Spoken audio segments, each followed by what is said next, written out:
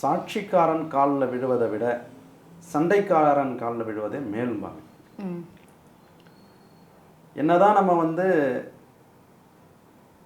ஒருத்தவங்க ரொம்ப கோபமாக இருந்தாங்கன்னா அவங்கள்ட்ட போய் நம்ம நேரடியாக போய் சரணாகதி அடையும் போது அவங்க மனசு என்ன ஆகிடும்னா கரைஞ்சிரும் மீன்ஸ் சரி போ என்ன பண்ணுவோம், இனிமேலுக்கு இந்த தப்பை பண்ணாத குழைச்சிப்போம் அப்படின்னு சொல்லிடுவோம். அதாவது ஆஞ்சநேயர் வழிபாடு நம்மளுக்கு பலன் தரும். ஏன் பலன் தரும்னா அவர் வரம் வாங்குறார். என்ன வணங்குறவங்களுக்கு உன்னுடைய பாதிப்பணி கொடுக்கக்கூடாது அப்படிங்கிற வரத்தை அவர் வாங்கிட்டார். அதனால ஆஞ்சநேயர் வழிபாடு உத்தமம் தான், அந்த பரிகாரம் நம்மளுக்கு உத்தமம். ரெண்டாவது விஷயம் என்னன்னு கேட்டிங்கன்னா சிவ ஆலயங்கள்.